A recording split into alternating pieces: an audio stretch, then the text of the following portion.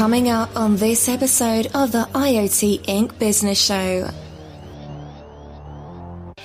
I think those three groups within most businesses tend to put the brakes or at least slow down IoT adoption, because a lot of people are looking around trying to figure out what stance is the government going to take? What sort of liability will an IoT deployment expose us to? What kind of risk is the business taking by investing in this? And I almost feel like in industry, there's this huge game of chicken where everybody's kind of looking around at everybody else and waiting for someone to jump. The more I dig into it, the more I'm convinced that privacy is a bigger issue than security in IoT. Now, don't get me wrong, the challenges facing IoT security are huge, and in many cases they're unchartered, but we'll figure them out. Why? Because we're good at figuring out tech. What's going to be more challenging is going to be teasing out the rules of engagement from the tangled web of IoT privacy. Because this involves people, companies, special interests, and the law. Much more difficult and with huge business implications. In this episode of the IoT Business Show, I speak with privacy philosopher Justin Klein Keane about the challenges we face and some mental frameworks in which to consider them. All this and more on this episode of the IoT Inc. Business Show.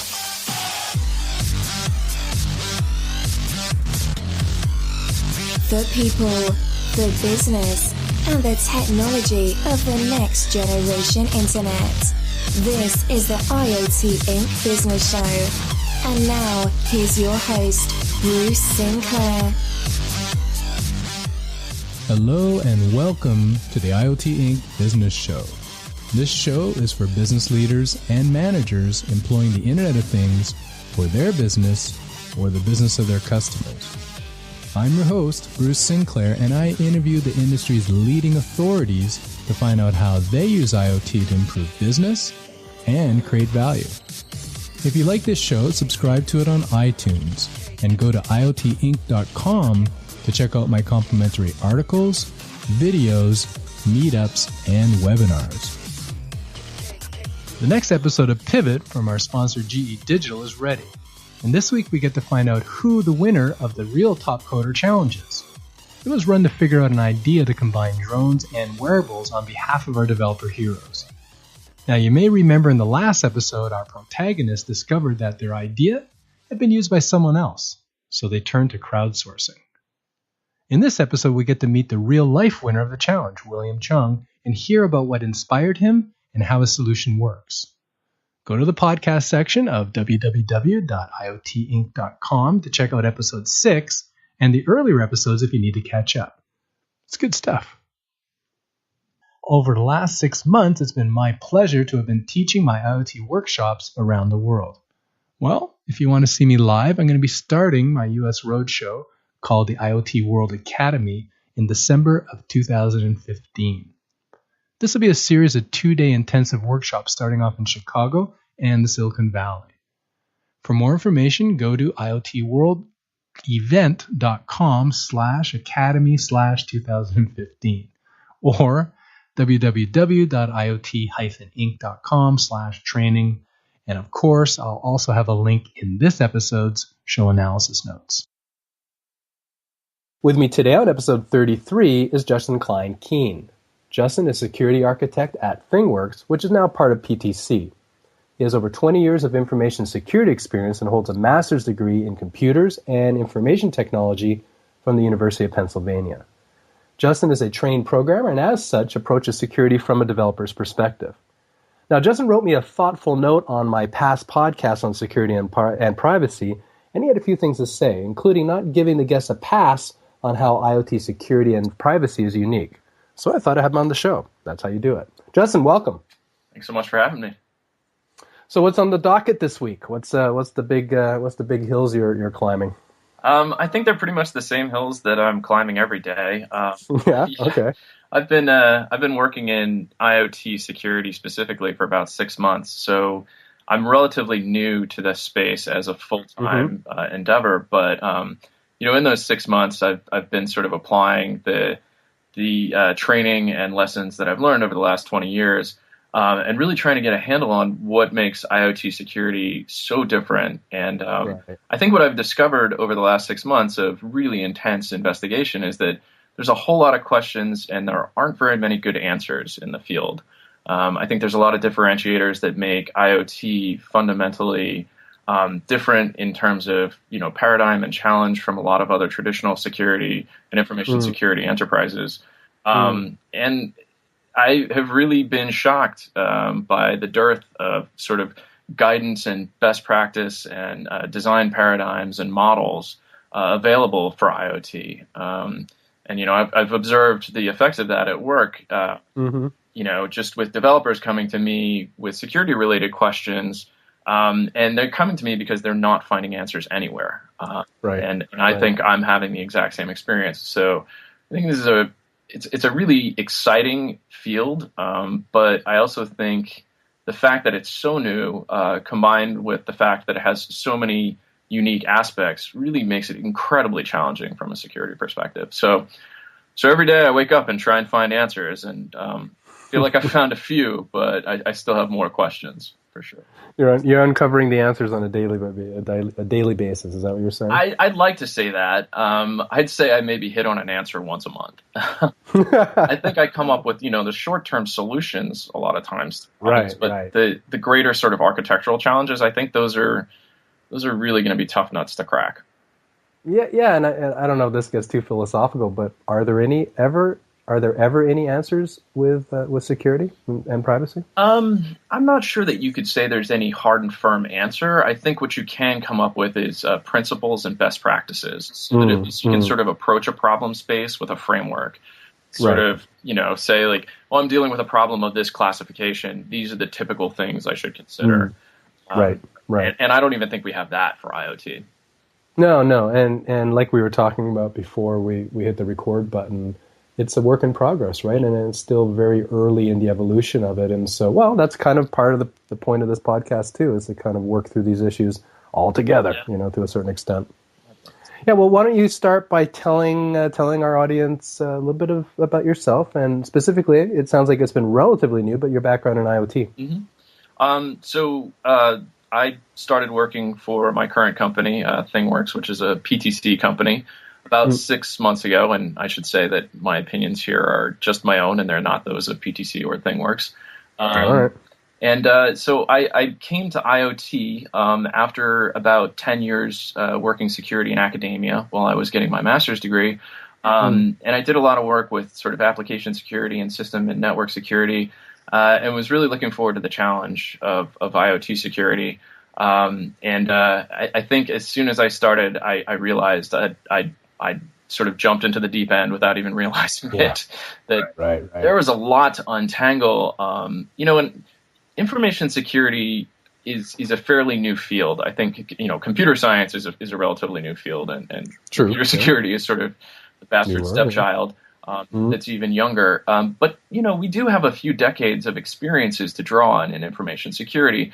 And I was really intrigued that a lot of the lessons that we've learned in sort of those decades in traditional information security make very poor fits for IoT.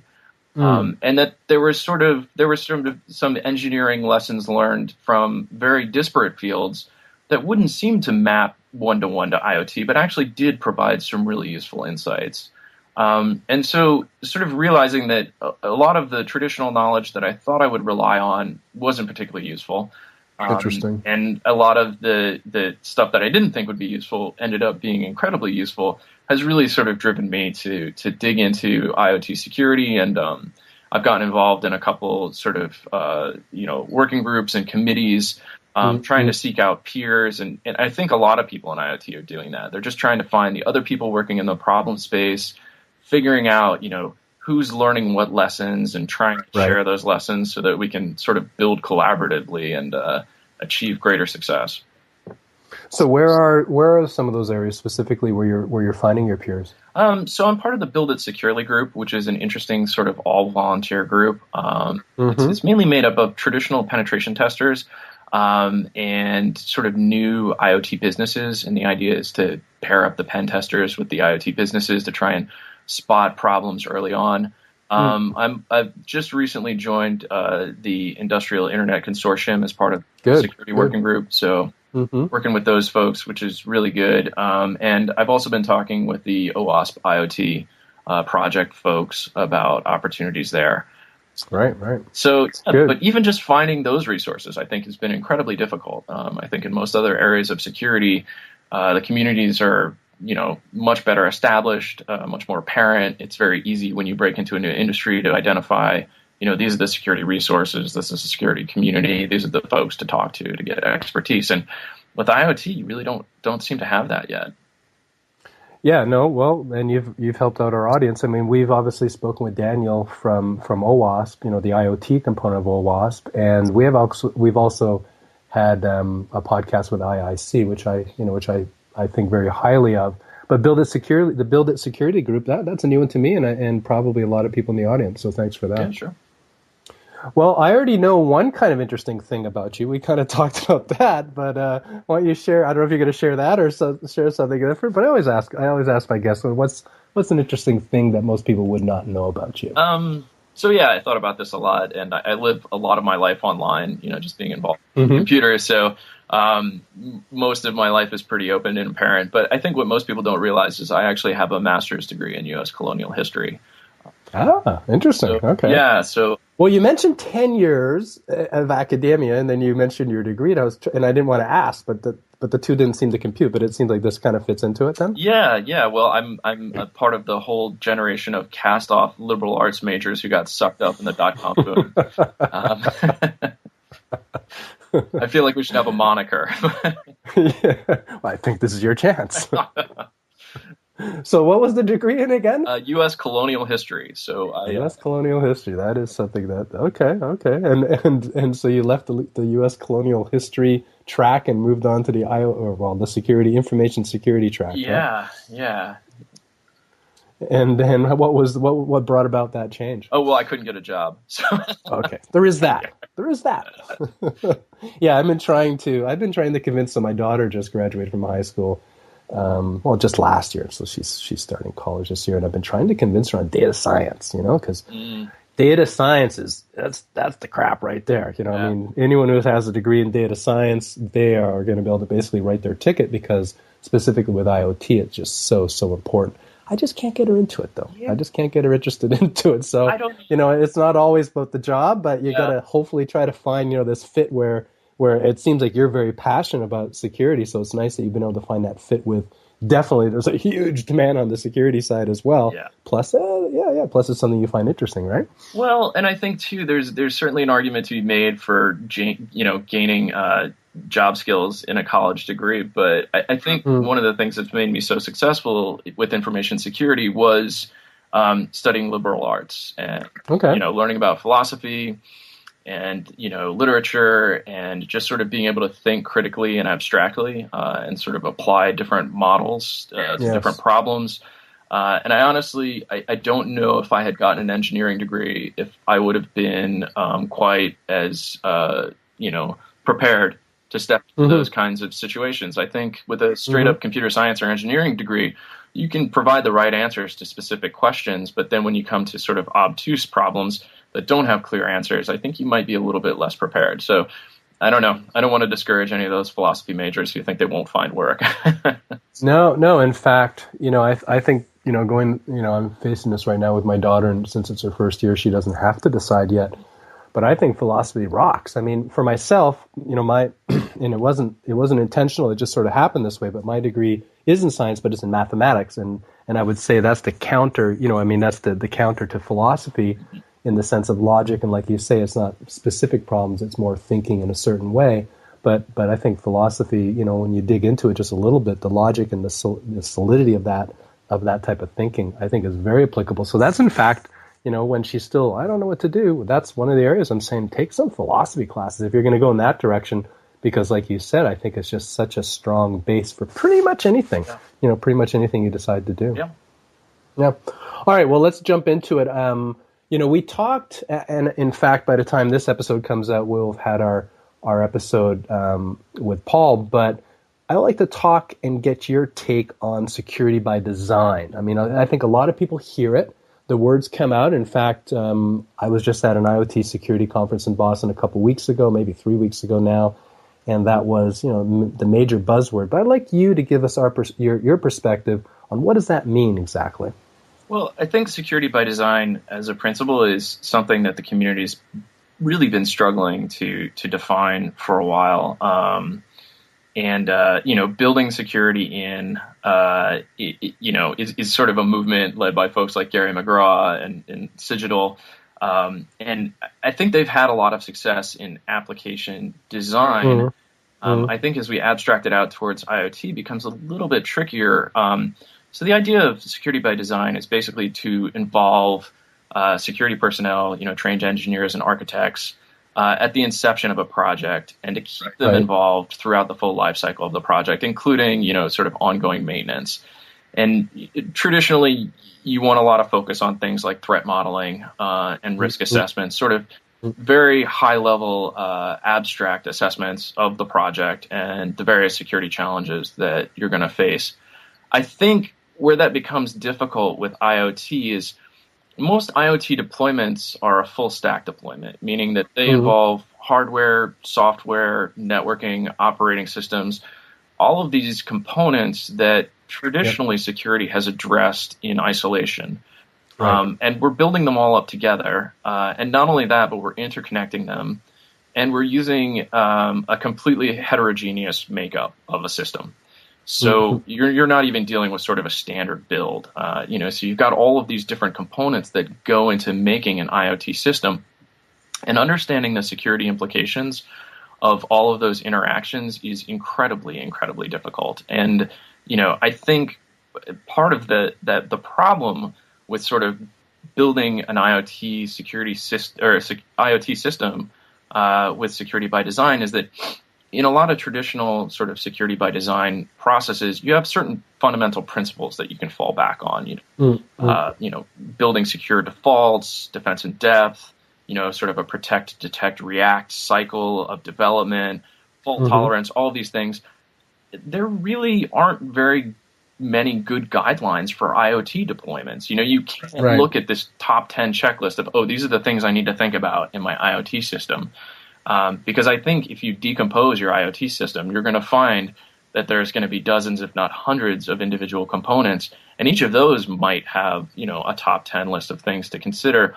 But the interaction of all of those parts together is next to impossible, really, to sort of understand in terms of the security implications once things get up and functioning. So I think the best thing that we can do with secure design vis-a-vis IoT is really make sure that you have the appropriate people involved in the project, that you have security architects and security engineers. So senior people who have experience developing systems and seeing how they go sideways, who can just sort of sit in on conversations about the projects that you're thinking about and developing, and really just sort of noodle on them and point out areas of traditional risk, and constantly do, sort of threat assessments and, revisions of plans, and look for areas of weakness, and to really kind of approach the system from beginning to end, from an architecture perspective all the way to the end result pen test perspective. And, it's sort of a maxim in the information security field that there aren't enough people. And I think what exacerbates the situation with IoT is the population of people that you can call on to fill those roles is even smaller. Right. Well, you bring up 3 points. Point number 1, maybe I should try to convince my daughter on IoT security. So that would be point number 1. Point number 2, related to that, is getting the appropriate people involved. And I think that's a good point, specifically when you're within an organization. If you're a startup, and even if you're a larger company, you don't necessarily have those skills. So go out of house. You need to bring them in. I mean, even if it's using the 80-20 rule, where you maybe don't have a huge budget, but just at least have the high level, overview of people that do have the experience, because they're out there and they're for hire. They're just not necessarily within your organization. And I think, but the most important point, I think, is the operative word of system. And you've brought that up, but that is really the difference, right? I mean, in the sense that you're having to look at it from a system point of view, so in addition to the app, the mobile, the cloud, the network security, which all work very nicely, which have a history that you can fall back on, but it's the interplay between them. It's the assumptions maybe that the architect is making between the different systems where you really, it's an IoT system security. You're having to look at it there. So maybe, would you think that maybe just system design in general may be a very good area to look upon, and maybe there's some lessons to be learned there? Wouldn't there be? One would hope. Okay. I think the composition of most IoT deployments is different enough, on a case-by-case basis, that even there, I think you might run into some trouble. And of course, this is, I know you hate to talk about, the security fears around IoT because they're certainly hyped. But I really think that part of the reason that people are so nervous about IoT security is because they realize that, these systems are incredibly complex. They're evolutionarily more complex than traditional systems, like mobile or your desktop or your, operating system. And we continually have problems with those traditional systems. My laptop crashed unexpectedly this morning, and luckily it came back, but that's not unusual. And my laptop is not connected to any physical system that has any real life interaction with people, right? Like, it doesn't have any actuators or, electron magnets in it or anything like that. And, so its crash is kind of a hassle. But, as soon as we start talking about taking these traditional systems, evolving them one step further, interconnecting them, providing autonomy, and then connecting them up with machines that have real-world interactions with people, I think any sort of casual observer, informed or otherwise, would look at that and say, wow, that's really error-prone. Lots of bad things can happen here, and the consequences could be a lot more grave than a crashing laptop. So, it's unfortunate that there is so much fear around IoT security, but I think it's somewhat warranted. I think we're going to probably find solutions to a lot of these problems, but I don't think we can underestimate the danger that IoT system security can pose to businesses and human life eventually. Yeah, and just to clarify my position, what I don't like is the fear mongering, and I think the point that you made is that it is evolutionary and everything evolves, and it's not like IoT deployments are out there 100% today. They're evolving and they're getting more and more complex over time, and just like all these different branches of security, at least my view is it's moving at a glacial speed, even though we're our eyes are really close to it and we're looking at it and it seems like it's moving really fast, but it's not. It's not really moving that fast. And my point is, since it is evolutionary and it takes time, we're going to catch up to it. It's just going to take a bit of time. What I don't like is the fear mongering, that goes without the solution side of it. And that's what I'm trying to do in this podcast specifically. Okay, yeah, it's going to be scary, and okay, maybe it, but what do we do?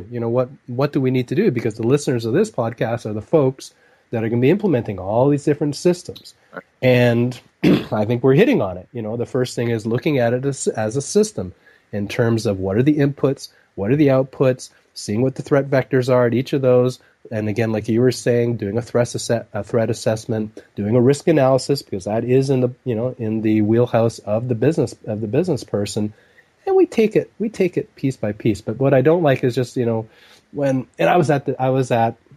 So I was recently moderating for the morning of the second day of an IoT conference in Berlin just last week, and the person had this great presentation on he was an operator and a great presentation. Then he leaves it with this fear, and he just leaves it hanging out there, and it's like, really? And so I just I couldn't help myself, and I just said, why did you not in these words, but why did you do that? And this is on stage. What don't you think this and that? And then he goes, well, I guess I just wanted to make it compelling. And that's my issue. I agree, Justin. It's scary, and I agree that there could be lives, at stake, and I agree that someone was able to take over, a car remotely, and I think that is definitely possible. But you see what I'm saying? I mean, that's kind of my point of view, and I don't mean to ramble on it, but I just, I get a little bit heated on that. I think you're definitely right. I mean, I think all of the problems are surmountable. It's just a matter of identifying them. And just getting behind them and just knowing that there are problems there. But however, I think, the counterbalance to this is that it's really weird. In IoT, the security ramifications, like you're saying, and even privacy, because we haven't been talking as much on privacy, which we will, but they're pretty large. But it seems to a certain extent that it seems to be the last priority, not only for the developers, because it's not a shiny feature, but also for the consumers. And when I say consumer, I don't just mean the home consumer, but even the commercial consumer. And so it's this dichotomy of, huge potential implication with a lack of caring on both the producer and both the buyer and the seller. So I don't know. I mean, I don't know what's going to, is it going to be a big catastrophe that's going to change that? Is it going to be, I'm going to want to talk to you. In fact, that maybe is a good segue into the next question on regulation. But, is it government regulation? Is it going to be a consumer, upvote? But I don't know. First, I don't know. What are your thoughts on that? What do you think is going to actually, or do you agree with me? One, that the priority seems low, and if you do, what do you think is going to raise the priority of security and privacy, in our industry? Yeah, that's an interesting question. I think probably to answer that, we should sort of step back and recognize that IoT is this huge catchphrase that really pulls in a lot of different systems. And when we talk about IoT, we're talking about consumer IoT, we're talking about industrial, we're talking about commercial, infrastructure, medical. Yeah. And so, and all of these different arenas have slightly different security considerations. Right. And so I think it's big. Yeah. I think when you find, where you find consumers rushing headlong in, regardless of security implication, it's typically in the consumer IoT market. Right. I think if you look at sort of the industrial, manufacturing, smart city, those types of big business markets, I think there's a lot more skepticism amongst the customers, and there's a lot more security concern. And I think the reason is exactly because of regulation. I think the federal government and the FTC has been pretty quick to fine people for failure to protect data. The FTC has a white paper that they've published on their website called "Start with Security," and it's actually designed for startups. But that paper is based on 50 cases where they've fined businesses for failure to protect consumer data and information security. So I think the implications for business are big. I also think a lot of IoT manufacturers are very aware of this. I think the FTC is set to propose guidelines on IoT security. That could be a precursor for government action in the area. So I think when you find, sort of home, IoT consumers, they seem a little bit less concerned with security, although, everything that I read says that people are aware that it could be a problem. They just ignore it because they want the features. I think when you approach businesses and sort of large-scale IoT deployments, it's been my experience that those customers are a little more leery. I think they're more aware of the problem, and I also think they have security teams. And when they approach their own internal security teams about potential IoT deployments, their security teams sort of throw up red flags and say, hey, that could have really serious business impact. We need to talk about it.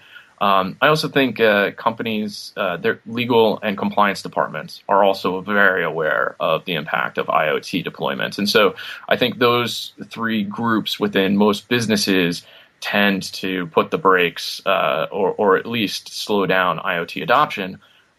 Because a lot of people are looking around trying to figure out what stance is the government going to take? What sort of liability will an IoT deployment expose us to?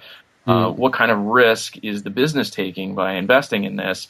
And I almost feel like in industry, there's this huge game of chicken where everybody's kind of looking around at everybody else and waiting for someone to jump. But there aren't really any good guidelines. There aren't any front runners. And there's nobody just sort of charging full speed ahead saying, damn the torpedoes, because I think they recognize that, for a business, there could be really severe impacts in a poorly thought out IoT deployment. Yeah, they're chicken in that game, which is probably rightly so. But I would also maybe just, expand a little bit what you're saying is it depends on the company. I work, I advise a number of companies, and one of them is a third generation company that is the opposite of technology. They don't have compliance officers. They made a physical product, and now we're moving it and we're making an IoT version of that. They don't even know what security is. I mean, they've got an IT guy. I mean, they're still like probably a $500 million company. However, their IT guy is their security guy. And so it points to, what you're saying, the lack of resources. But, I want to ask you, specifically about regulation. Sure. One of the points that you brought up to me was on this. So, is IoT privacy being regulated today? I mean, is it really being regulated? Because, we've heard slightly different points of view in previous podcasts. I think the answer is not concretely. I think that's a wishy-washy answer. Well, and it's a wishy-washy field. I think you see some federal agencies that are attempting to regulate IoT with respect to basically fining companies or finding them at fault. Like the FTC, Yep. You're saying? Because I was surprised. I didn't realize that they'd actually been that. I knew about. I think we've mentioned that white paper before, but you said it was based on like 100 different fines that they've done. So I think it's 50 that they. 50. Sorry. Okay. Yeah. All right. But so it's not just them. You'll see the FCC will occasionally step in and really fine people for not handling consumer privacy data properly. The other big one that a lot of people don't think about is the FDA. So any medical IoT deployment is going to go through an FDA approval process that's going to be incredibly rigorous and incredibly lengthy. And actually, I think medical device manufacturers probably have a lot of lessons to teach many IoT companies, just because they've been dealing with very aggressive regulation for a really long time. And one of the challenges that they identified very early on is it's hard to make improvements on systems after they're deployed.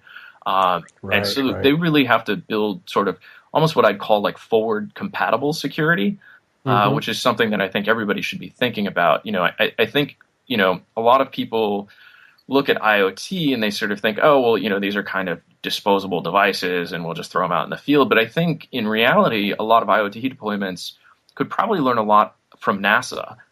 You're basically building machine connected systems that, for all intents and purposes, you're launching into space. You're going to deploy these out in the field. They're going to be in a hostile environment. You're not going to be able to recall them, touch them, update them, unless you're willing to, mail out thousands of USB keys to all of your customers to update them. And I think even if you look back at the issues that Wink had, you can clearly see the challenges of creating the system, putting it in a hostile environment, and then just leaving it deployed. And for the consumer IoT, the deployment cycle is probably less, but I know in industrial circles, it's not uncommon to deploy IoT devices for, 10, 15, 20 years. So it's a really long time. And designing security that can survive over those kinds of lifespans is incredibly challenging and difficult. So, yeah, well, and, the one I'd like to touch on, I think, is maybe space. That's far deployment for sure. But, medical companies, I had a student in my workshop, so I often teach a one-day workshop on, on building IoT businesses, and he brought up a really good point in the sense of they're building an IoT medical device, and generally the FDA will regulate that device. But then, what does it mean? Because as we know, it's not a device any longer; it's a system, and part of that system is going to the cloud, right? So we've got those issues. Part of that system is where you're holding the data. You've got the different technology in terms of sensors. So like you said, forward compatibility for them, they can't afford to have to I guess not regulate, but get their product approved, because it takes so many years. But it's interesting, because that's one of the biggest advantages of an IoT product, is being able to iterate on itself by looking at how it's being used. And so it's a bit of a conundrum, right? In the sense that, if you look at, I don't know, I certainly don't know what the answer is, but looking at just the medical device industry, where you could see IoT having huge impact, on patients and their safety and how they recover afterward. But at the same time, what does it mean to be, regulated by the FDA at that point. And then, do you have to go every time you make a change to the, over the software change to the code, over the air, change to the code? So I don't know. I mean, it's a tough one, right? I mean, and maybe it just points out the fact more blaringly that we're in the eye of the hurricane right now, or we're right in the middle of it right now, and there's still a lot of issues to be worked through. Yeah, and I think there's a lot of hand wringing in Washington about what's the government's role here? Do you regulate and run the risk of stifling innovation? Or do you sort of let the commercial sector go and self-regulate with potentially negative impacts for consumers? Mm-hmm. It's a tough call, and I think. Well, in the U.S., I mean, it seems like the FTC, like you said, I mean, they're putting out guidance out there, but the unwritten byline is if you don't do something, we're going to. But they're hoping that industry will self-regulate. But, they don't want to get involved, but I think they will just because of, their mandate of protecting the consumer. Oh, yeah, yeah. Yeah. Okay, well, I mean, that's a I don't know if that's a ball of wax, but it's certainly a ball of string that's really a tough one to tease apart. But, what I really wanted to speak with you today on is the differences, the differences between an IoT security and just regular security. You've talked a little bit about it in terms of system, but I know you've got a specific take on this. What are the things that we should be looking at differently when we're looking at IoT system security? So I honestly think that there's two main differentiators in IoT system security, and one is scale. I think most IoT deployments are just dealing with issues of scale far beyond most applications, and that scale cascades into complexity. But I also think IoT systems inherently or by design include a measure of autonomy that creates very specific issues. And I think you combine the scale and the autonomy, and you sort of look at traditional user interaction models, and those models break with IoT. So with a traditional sort of user model, you have kind of a one-to-one relationship, right? Like you plug into your computer, you launch your webmail, you start a particular application, you pick up your phone, and each sort of app or system that you're dealing with, it's this one system dealing with you, and it knows who you are, and so you sort of got this one-to-one relationship. With IoT, you could be using multiple different systems at the same time. And not only that, you could have multiple systems that are interacting with one another as you. So instead of this one-to-one model, I would actually say we have like an end-to-end model where you might have multiple users using multiple systems in multiple different ways. An IoT deployment, say like a medical device, right? That's not going to have one user. You're going to have the patient, you're going to have the nursing staff, you're going to have the doctor, you're going to have the insurance company, the hospital administration. All of those people are going to need data from that particular device, and that device is basically going to have to, sort of handle that data. And not only that, but the device might be talking to other devices, right? It might be reporting home that it's running low on certain materials and maybe needs a technician to come out and deal with it. It might be reporting to other devices of the same type. It might be uploading results to some sort of patient care management system. And so I think when you have these kinds of interactions, traditional security mechanisms like username and password just completely break down. You don't have one user authenticating to one device. You have a device that maybe is brokering transactions on behalf of a user. So how do you provide things like transitive trust to a device? Like this device can prove that John trusts it, and John trusts this external device. So should this device trust the external device too? Because he trusts both of them? I don't know. You've got models that, one of my favorite examples, vis-a-vis like authentication and authorization is I would love to show up at my friend's house with my bag full of, connected devices and have him be able to authorize all those devices on his network and to interact with his devices for 24 hours. That's an incredibly complex authorization model. Like we don't have any good solutions for those kinds of things. Not only that, the autonomy of IoT means that some IoT deployments are interacting with you without your knowledge. So you don't even have this sort of explicit authorization contract with the system. You might have an autonomous sensor that's collecting data about you in ways that you don't even know. This is especially true if you're not the device owner. If you just happen to come into proximity of the device, this device could be collecting personal, potentially damaging information about you, and you don't even have any opportunity to consent to the utilization of that device via, an authentication or authorization mechanism. And so, these kinds of problems become really, really thorny with IoT.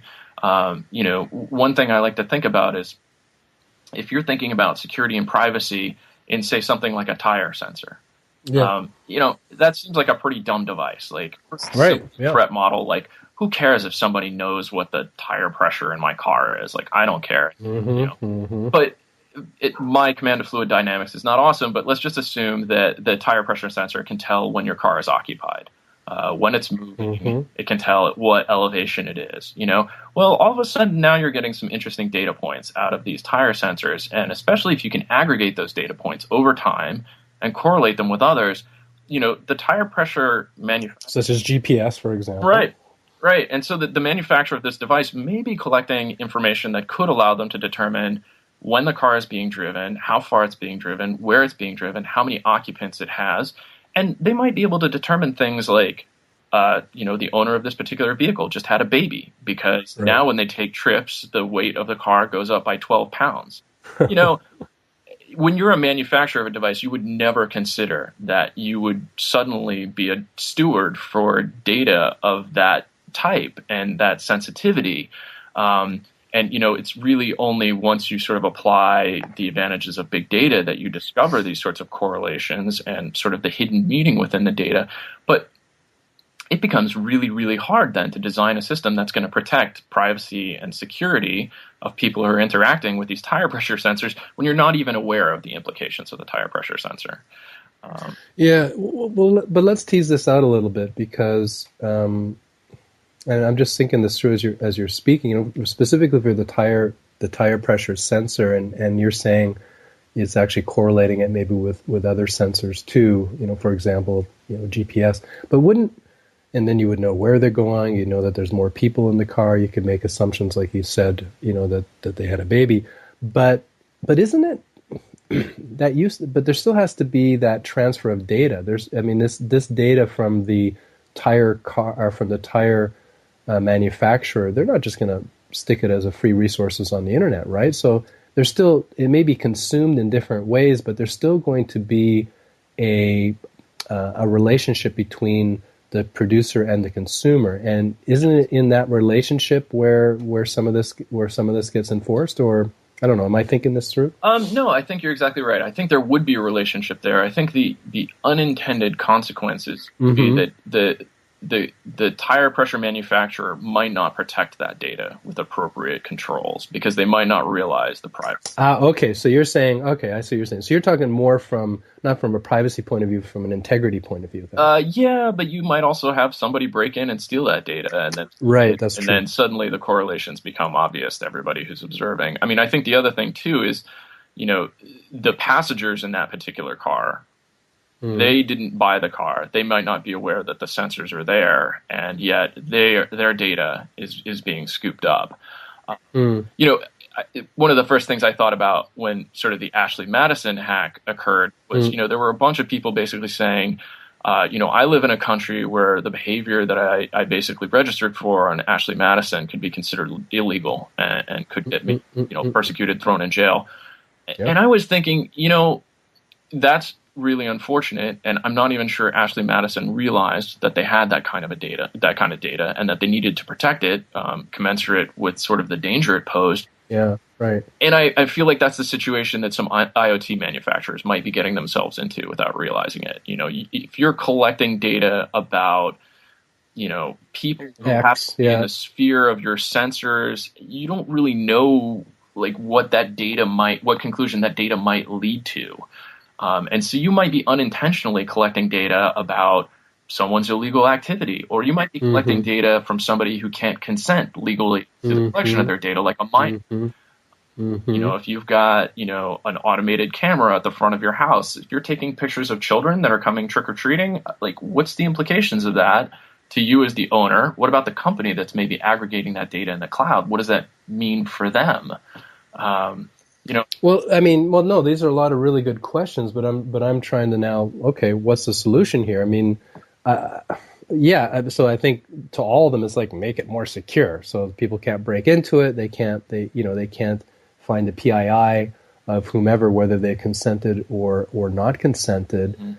But again, doesn't it come back to the consumption of that information, where that interface of the consumption, even though you're collecting all this data, and what you're saying, I think, is that there's unintended consequences in what you're collecting, because you may have collected it for one reason, however, it could be used in other reasons, commercially or legally, but okay. So what does that mean, though? So you are this tire manufacturer. Does it mean you don't collect the data? I mean, doesn't it mean? I mean, you try to secure it as best as possible, and then you do a transaction. You transact with the different consumers of that data. What else is there, though? I mean, I'm trying to point this in a direction here, Justin, of what's the directional vector for a solution in this? Right. I'm not sure I have a good answer, unfortunately. Right. I think that's what everybody's really struggling with. I mean, part of my my perspective on the matter comes out of working in academia, where you'll have what are called IRBs, or these institutional review boards, where whenever an academic wants to start a new project or experiment, they'll have to submit that to the IRB for review. And you'll basically, in the IRB, you collect a bunch of subject matter experts, and they sort of look at the experiment and they examine, okay, what are you collecting? How are you using it? What are the rules governing the collection, dissemination, disposal of this data? Are you sufficiently de-identifying it? Could it be re-identified? What are alternative uses for this data? Like, can your subjects actually, consent to the collection of this data? Do they understand? And when I was in academia, there were a number of instances, I recall, where what seemed like a perfectly benign experiment ended up revealing all sorts of information completely unintentionally. Right. It was very, very sensitive in nature. And it was... Yeah, and sometimes some of the biggest breakthroughs in science are again, unintended, right? Yeah, and, so, I think IoT exposes this scale of data that just makes big data scientists salivate, and I think that's wonderful. I think we can find a lot of really great value there, but I also think we have to be really careful, because I don't think we have the equivalent of like an IRB review of these data collection activities, and I'm not sure that we're keeping a close eye on sort of the unintended consequences of this data, and it makes me even more nervous because IoT is autonomous. So the user isn't even explicitly submitting or, approving the collection of this particular data. Specifically when there's no interface, for example. Right. Yeah. And then there's, all sorts of other problems with, transfer of ownership and, what happens to my data once I get rid of my particular IoT deployment or device. The canonical example is a smart home. Well, I sell my smart home. What happens to all of the data and interfaces for all the connected products in my smart home? How do I transfer ownership? How do I make sure the new owner doesn't get access to my data? Make sure that I can scrub my data. These are all very new questions that are facing IoT that really didn't face any traditional security field. Right.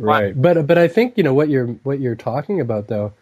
I mean, rules of engagement to a certain extent. These are not technical issues, right? And these are more policy issues. And I guess that maybe gets back to self-regulating versus government regulation.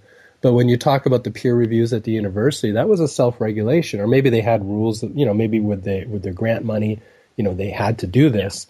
But this is also something that's smart for a university from a liability point of view, to have the peers review this, make sure you're not doing something unintentionally wrong that can put the university in trouble. Right. But again, I think what you're talking about the different uses of this data, and you're right, it can be used in different ways. It's being collected in ways that we're not aware of. But yes, notwithstanding it's cracked, but assuming that, you're actually voluntarily having an exchange of this data, there has to be these rules of engagement of how you use this data. Isn't that covering more or less all of what you're talking about? Just the policies around the data, and more your point is just that there's still, I guess, a dearth or a lack of, these policies, or what am I missing here? Yeah, no, I think you're right. I think what worries me is I think a lot of IoT deployments don't take these issues into consideration. And I think maybe that's the solution, is that you have to sort of consider, well, are there unintended consequences of collecting data? But what does it mean by taking it into consideration? What does that mean? What's the practical implications of that? Yeah. Other than making it more secure, but. Yeah, maybe. I think that also might be consulting, with various groups within the organization. I mean, I think people going outside maybe are good places to start. Yeah, but sort of thinking about, okay, if we're aggregating data, not only how are we protecting it, but, what are the rules governing access? Are we going to ever share this data? Are we going to attempt to de-anonymize this data? Should we ever destroy the data? Yeah, no, I mean, and I think you're right. No, I think that's the right perspective, and I think where you're leading this to put words in your mouth, or maybe at least my understanding of what you're saying is this is a leadership issue. This is something that has to move up the food chain. And not that, IT is on the bottom of the food chain, but IT, OT, the security, this has to move up to the management level, to the leadership issue or level, so that these issues can be thought through, because what you're saying is there's just so much ramification, of what you're collecting. And what you're talking about, I think, are procedures, are like, rules, procedures and rules that the company, must take to ensure these bad things don't happen, and including potentially if or who you sell the data to. Isn't that kind of where we're leading with this thread? Yeah, I mean, I would hope that companies do that. I think in most organizational structures, though, there really isn't a dedicated person to sort of. No, there isn't. But I think that's the point you're making, right? Is that even if there isn't a dedicated person, okay, there should be, but if there isn't, the management team, starting even with the CEO, needs to get their arms around this, because there are just some really big implications to the company. Not just standing in terms of potentially safety, but looking at the balance sheet. Specifically from a liability point of view, right? Yeah, I think I think it's also a call to action for the community. I think there's been sort of a failure in community leadership in this particular space. And it's probably just because the community is so new and everybody's still finding answers to these questions. But I think also maybe the consistency of the community is different. When you have just these one-to-one, like you're saying, these one-to-one exchanges of value, whether it's on the app side, the mobile side, the cloud side, the network side, wherever the case may be, I think the technical community can get their hands around it. But I think what you're saying is that maybe the community needs to consist of more management, more strategic players that are thinking about maybe more lawyers. I hate to say it, but maybe there needs to be more lawyers involved, in this, and and maybe this leads us to the self-regulation, but that's kind of what I'm hearing you say, is that maybe the community is got to put more attention to this. But I'm wondering if it's the right folks that are in the community, because if it's the same community that was doing, whether they're white hat or they're black hat testing, that's a very different than what we're talking about here. We're talking about how to use this information, implications of if this information is used in certain ways, it can be grave consequences or substantial consequences, right? I think that's what we're saying. We're saying that the community needs to enlarge, and then we have to look at this. Well, we just have to be very serious about this and look at what the implications are to the organization. Yeah, I think you're exactly right. And I think that's been part of my disappointment with looking at sort of the IoT security space, is there are a lot of people that are breaking things and just sort of issuing guidance. Right. States like, hey, I broke your thing, don't build it like this, or I'll break it. And I think there's a much bigger issue behind that. And it doesn't have to do with breaking individual components or getting access to a system. I think, when you step back and you sort of look at sort of the FCC guidelines and fines that government regulators are posing. I do think you're exactly right. I think there's larger issues around, sort of privacy and consent. And I think security will sort of help to support organizations to resist those risks and sort of avoid them in the first place. But if you're designing a system without even thinking about those kinds of things, you're leaving yourself horribly exposed because you're probably not protecting the right things and potentially not in the appropriate ways. Right. No, and I think, that takes us back to the beginning of the conversation when you were talking about security by design and specifically doing a risk analysis, a risk assessment. And that's where this happens, right? It's identifying, if in thinking through these issues, then you're going to be able to identify what are the hot assets, and when we say assets in this case is data, and therefore there'll be implications then for protecting it. But I think it's that, it just takes us back to the beginning of our conversation where there has to be the security by design, and specifically around that, there has to be this risk assessment.